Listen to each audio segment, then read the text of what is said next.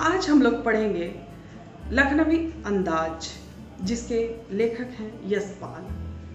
और यशपाल जी ने इस लखनवी अंदाज कहानी में व्यंग किया है झूठे शानो शौकत और दिखावा के ऊपर, एक लखनऊ के नवाब साहब के ऊपर में। और बहुत ही रोचक और बहुत ही मनोरंजक ये कहानी है जिसका सारांश मैं प्रस्तुत करने वाली हूँ। तो शुरू करते हैं। लखनवी अंदाज। लखनवी अंदाज एक व्यंग है जिसे यशपाल जी ने बहुत ही सहजता और बहुत ही सरलता के साथ प्रस्तुत किया है। एक लखनऊ के नवाब साहब रहते हैं जो कि सेकंड क्लास के कंपार्टमेंट में ट्रेन में सफ़र करते हैं, और उसी ट्रेन में लेखक भी सफ़र करते हैं। वो सोचते हैं लेखक कि ये सेकंड क्लास का कंपार्टमेंट है तो यहाँ पर ज़्यादा पैसेंजर नहीं होंगे, तो मैं उस ट्रेन में बैठ करके आराम से अपनी कहानियों की रचना करूँगा, अपनी कथा की रचना करूँगा। लेकिन जब वो ट्रेन में चढ़ते हैं तो वहाँ पर उनकी मुलाकात होती है नवाब साहब से, जो कि पहले ही वहाँ पर बैठे हुए होते हैं और उनके सामने 2 खीरे रखे हुए होते हैं। तौलिया बिछाया हुआ रहता है, उसके ऊपर खीरे रखे हुए होते हैं और वो खीरे को खाने के लिए कुछ तैयारियां करने वाले होते हैं। बस जैसे ही ट्रेन में लेखक चढ़ते हैं तो उनको देख करके वो बहुत ही आश्चर्यचकित हो जाते हैं और कुछ असहज महसूस हो जाते हैं। ऐसा लगता है कि जैसे कि नवाब साहब को ये अच्छा नहीं लगा कि कोई सज्जन पुरुष भी उनके साथ ट्रेन में सफ़र करे, उन्हें अच्छा नहीं लगता है। और लेखक भी ये देख करके पूरी तरह से आश्चर्यचकित हो जाते हैं। दोनों एक दूसरे को देखते हैं। उसके बाद फिर नवाब साहब उस खीरे को छीलते हैं। उसके बाद फिर उसमें नमक मिर्च लगाते हैं, और नमक मिर्च लगाने के बाद वो उसे लेखक को पूछते हैं कि क्या आप खीरा खाएंगे। लेखक मना कर देते हैं। उसके पश्चात ऐसा लगता है कि जैसे नवाब साहब कुछ ऐसा महसूस कर रहे हैं कि उनको ये तुच्छ वस्तु है, खीरा एक तुच्छ वस्तु है उनके लिए, और उनको खाने में कुछ शर्म आ रही है लेखक के सामने, क्योंकि वो एक नवाबी खानदान से ताल्लुक़ रखते हैं और अपने आप को शानो शौकत को दिखाने के लिए खीरा बहुत ही छोटी वस्तु है खाने के लिए। और फिर ये सब करते हुए वो बहुत ही असहज महसूस करते हैं।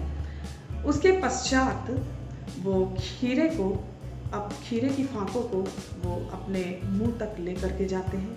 उसके पश्चात वो उसे सूंघते हैं, और सूंघते हुए वो ऐसा महसूस करते हैं जैसे कि वो उसका रसास्वादन ले रहे हैं, अर्थात तो खीरे का जो सुगंध है और खीरे का जो रसास्वादन है वो उनके जीवा से अंदर चला गया है और उन्होंने खीरा को खा लिया है। उसके पश्चात वो सूंघने के पश्चात वो खीरे को खिड़की से बाहर फेंक देते हैं। इस प्रकार से वो जितने भी खीरे के फांक रहते हैं उसे खिड़की से बाहर वो फेंकते जाते हैं और अंत में एक डकार लेते हैं और ऐसा महसूस करवाते हैं जैसे कि उनका पेट भर गया है।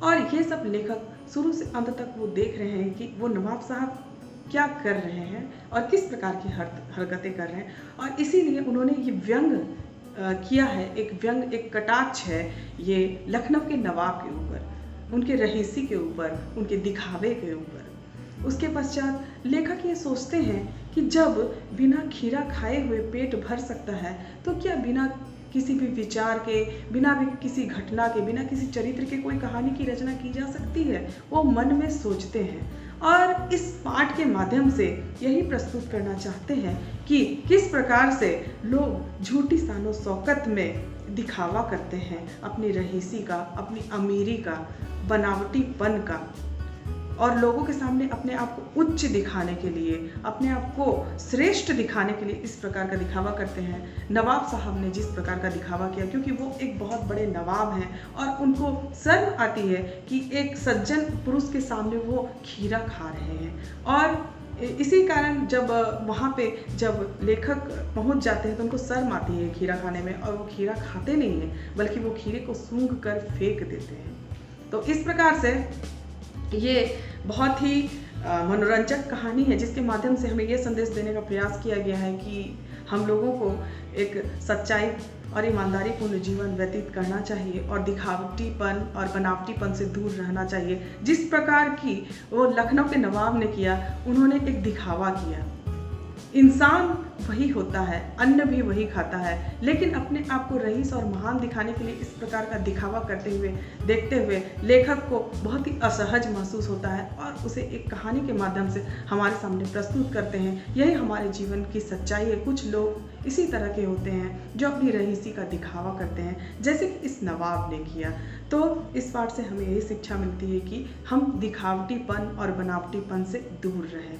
और इसका ज़्यादातर जो प्रश्न पूछे जाते हैं इस पाठ से, तो इसमें पूछे जाते हैं कि जो नवाब साहब है उसके खीरे खाने की प्रक्रिया का वर्णन करें कि खीरा उन्होंने किस प्रकार से खाया। खीरा को पहले छीला, फिर उसको काटा, फिर उसमें नमक और मिर्च लगाया, फिर उसको वो अपने मुंह के सामने लेके गए, उसके बाद उसे सूंघा और सूंघने के बाद फिर उन्होंने रसा स्वादन लिया, जैसे कि उनका पेट भर गया और वो खिड़की से बाहर फेंक देते हैं। तो आशा है सभी को ये कहानी समझ में आई होगी। लखनवी अंदाज, लखनऊ के नवाब के ऊपर ये व्यंग, ये कटाक्ष हमें भी बहुत सारी संदेश देता है कि हम भी एक सच्चाई और ईमानदारी पूर्ण जीवन व्यतीत करें और दिखावा और बनावटीपन से दूर रहें। धन्यवाद।